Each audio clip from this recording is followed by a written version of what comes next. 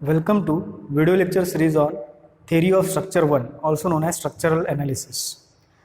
Now, up till now we have covered two methods for analysis of continuous beam and frames. First one is three movement theorem and second one is slope deflection method. Okay. Now, the third method which we are going to start from today is moment distribution method. Now, this method is very similar to the slope deflection method because the basic criteria is same, right? In slope deflection method, we calculate moment using theta, and here also we are doing the same things. But this method is iterative method, means it is not the exact method, it is approximate method. जितने ज़्यादा हम iteration करते जाएंगे उतना accurate answer हमें मिलते जाएगा, ठीक है। अब वो इटरेशंस क्या होते हैं वो हम बाद में देखेंगे। सबसे पहले मूवमेंट डिस्ट्रीब्यूशन मेथड, बहुत से लोग इसे MDM भी कहते हैं। It is approximate method and it is developed by Hardy Cross in 1930, right. Now sign conventions as far as this three moment theorem is concern, वहाँ पे हम साइन कन्वेंशंस में सैगिंग और हॉगिंग कंसिडर करते हैं। सैगिंग अगर रहा then it will be considered as positive, और अगर हॉगिंग रहा then it will be considered as negative. But slope deflection method और मूवमेंट डिस्ट्रीब्यूशन मेथड में हम साइन कन्वेंशंस में क्लॉकवाइज मूवमेंट को पॉजिटिव कंसिडर करते हैं और एंटी क्लॉकवाइज मूवमेंट को निगेटिव कंसिडर करते हैं। अभी कुछ बेसिक कंसेप्ट्स देख लेते हैं हम इसके बारे में, ठीक है। ये कंसेप्ट्स अभी फिलहाल आपको थोड़े नए हैं, लेकिन जैसे ही हम एक न्यूमेरिकल सॉल्व कर लेंगे you will be familiar with all this concepts, they are very similar, simple, okay. तो first one is carry over movement. Carry over movement यानी क्या होता है? कैरी ओवर मूवमेंट का मतलब, जैसे फॉर एग्जांपल कोई एक एग्जांपल लेते हैं हम। फॉर एग्जांपल अगर एक टेबल है और ये टेबल की तरफ मैं एक लोड अप्लाई करता हूँ ये साइड में, तो ये नीचे जा रहा है, राइट। तो इसका इफेक्ट अपोजिट एंड पे क्या हो रहा है? इसका इफेक्ट अपोजिट एंड पे क्या हो रहा है? ये ऊपर जा रहा है, राइट। तो अभी हम क्या कर रहे हैं? अभी हम सिर्फ देख रहे हैं डिस्प्लेसमेंट। जब मैं लोड यहाँ पे अप्लाई करता हूँ एंड ए पे, उसका इफेक्ट बी पे क्या हो रहा है, right. So similarly it is a carry over movement. Carry over movement का मतलब क्या होता है कि एक एंड पे अगर कुछ मूवमेंट डेवलप हो रहा है तो उसका इफेक्ट दूसरे एंड पे यानी दूसरे सपोर्ट पे कितना होता है। तो जैसे हम एक फर्स्ट केस देख लेते हैं। अभी ये केस ये है कि A is fixed and B is simply supported. A is fixed and B is simply supported, और A might be continuous. अभी ये मेथड में हम continuous is also treated as fix type. क्यों ऐसा करते हैं? क्योंकि प्रॉपर्टी सेम है, कंटिन्यूस पे भी मूवमेंट रहता है, कंटिन्यूस पे भी रिएक्शन रहते हैं, सेम मूवमेंट एंड रिएक्शन हमारे फिक्स्ड पे भी रहते हैं, right. So it might be continuous और fixed, second is simply supported. तो अगर यहाँ पे हमने एक मूवमेंट अप्लाई किया MB थीटा बी रोटेशन के लिए, यूनिट रोटेशन थीटा बी के लिए, तो MB जो रहेगा वो रहेगा 4EI theta B upon L. This is the formula 4EI theta B upon L, अगर हमें MB कैलकुलेट करना है। अगर आपको EI थीटा बी और L की वैल्यू मालूम है तो आप MB कैलकुलेट कर सकते हो। अच्छा ठीक है, ये तो हो गया, लेकिन what about carry over movement? ये जो यहाँ पे हमने जो मूवमेंट लगाई है, ये मूवमेंट की वजह से इधर कितना इफेक्ट होगा, तो इसकी वजह से इधर कितना इफेक्ट होगा? MA is equals to MB/2, यानी आधा इधर डिस्ट्रीब्यूट होगा, ठीक है। यहाँ पे जितना रहेगा, यहाँ पे अगर 10 है तो यहाँ पे कितना हो जाएगा? 5, आधा इधर कैरी ओवर होगा या फिर डिस्ट्रीब्यूट होगा, ठीक है। सिमिलरली ये फॉर्मूले से हम थीटा बी भी कैलकुलेट कर सकते हैं अगर हमें MB की वैल्यू पता है तो। अब आते हैं हम सेकंड केस पे।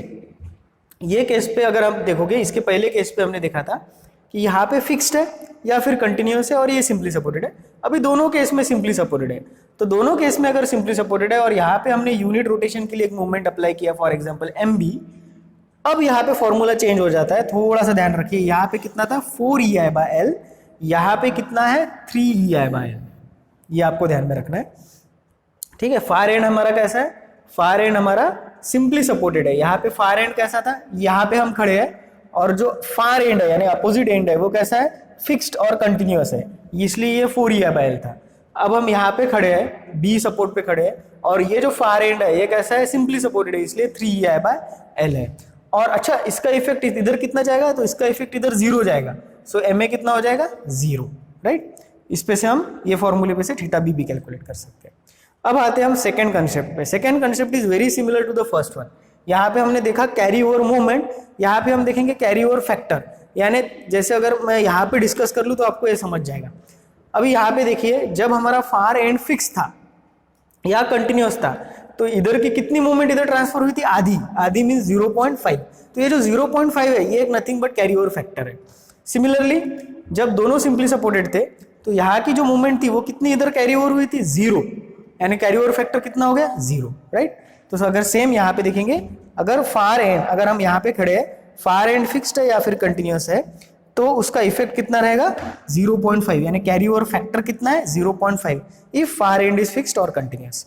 If far end is simply supported, 0 रहेगा फैक्टर, ये ध्यान में रखना। Far end is simply supported कोई भी इफेक्ट नहीं होगा, लेकिन फार एंड फिक्स्ड है या कंटिन्यूअस है तो आधा उधर कैरी ओवर हो जाएगा।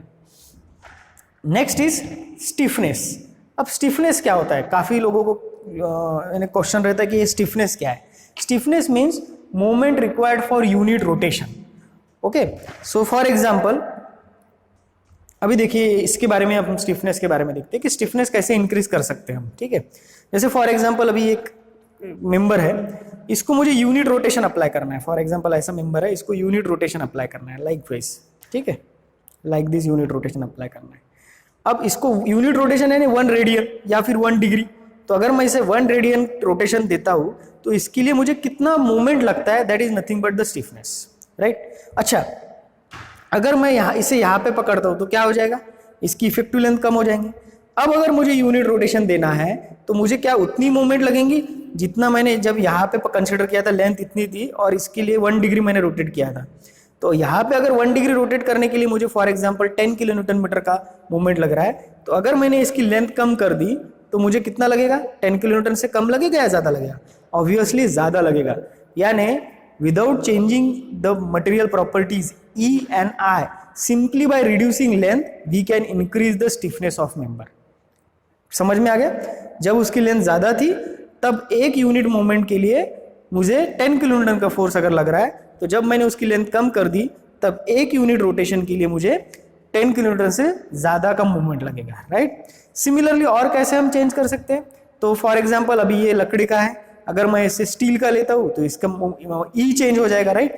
ई चेंज हो गया तो स्टिफनेस चेंज हो जाएगी।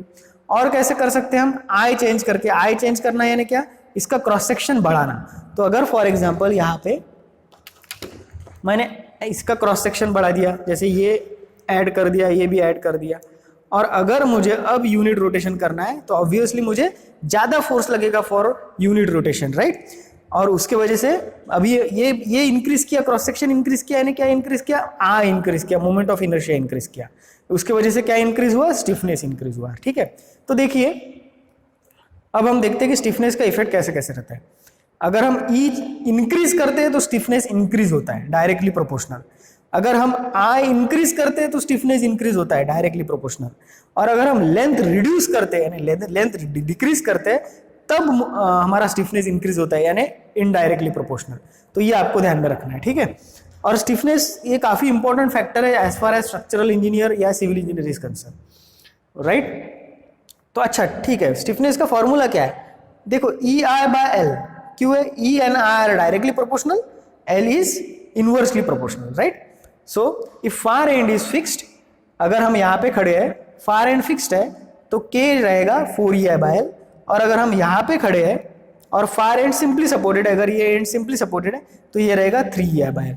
यही हमने एक्चुअली फॉर्मूले में भी देखा था। अगर आप यहाँ पे देखोगे तो यहाँ पे कितना है, 4EI है, ठीक है, यहाँ पे कितना है, 4EI है, और यहाँ पे 3EI है, राइट। तो स्टिफनेस अगर फार एंड फिक्स्ड है तो 4EI by L, far and simply supported है तो 3EI बाय एल।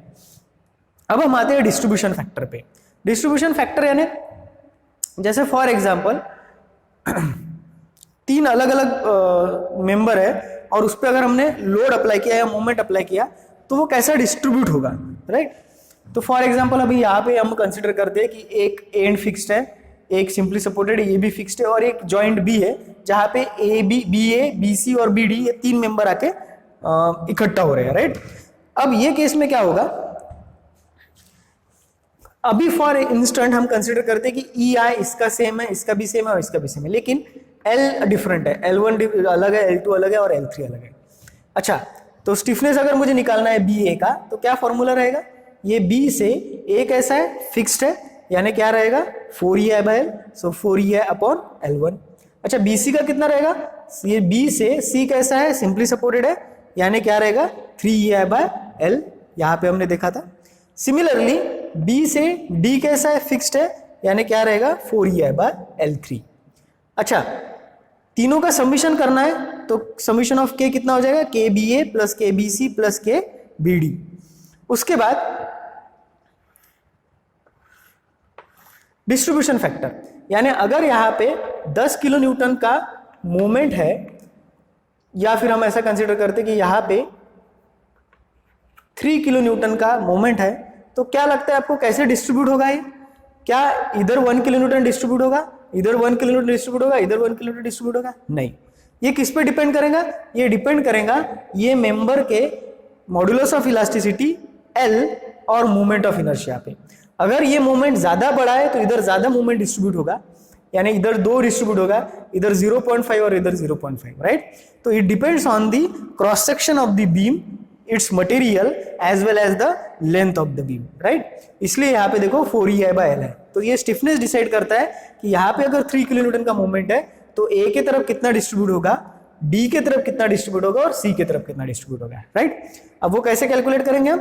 तो अगर मुझे चाहिए डिस्ट्रीब्यूशन फैक्टर BA, तो वो कैसे कैलकुलेट करेंगे? समीशन ऑफ K, तीनों का एडिशन डिवाइडेड बाय KBA, यानी BA का stiffness. Similarly summation of K upon KBC and summation of K upon KBD for distribution factor BC and distribution factor BD, right? तो ये काफी simple है। जैसे हम कुछ लॉजिकल प्रॉब्लम्स जब सॉल्व करते हैं कि फॉर एग्जांपल इतना मटेरियल है और इसकी कैपेसिटी इतनी है, इसकी कैपेसिटी इतनी, इसकी कैपेसिटी इतनी है, तो कितना डिस्ट्रीब्यूट होगा? या फिर सिविल इंजीनियरिंग में हम जब सीमेंट, एग्रीगेट और सैंड की क्वांटिटी कैलकुलेट करते हैं तब कुछ इस टाइप का ही मैथमेटिकल फॉर्मूला हम यूज करते हैं, right? So this is distribution factor. अब ये जो कंसेप्ट्स है, ये कंसेप्ट्स अभी आपको थोड़े ऐसा लग रहा होगा कि समझे नहीं है, लेकिन जैसे ही हम न्यूमेरिकल सॉल्व करेंगे ये सब के सब क्लियर हो जाएगा। सिर्फ आप ये नोट डाउन करके रखिए, because this will help you when जब आप इसकी रिवीजन करोगे तो ये सब आपको हेल्प करेगा, right? So hope you have understood this. In next lecture we will see some numericals. Thank you.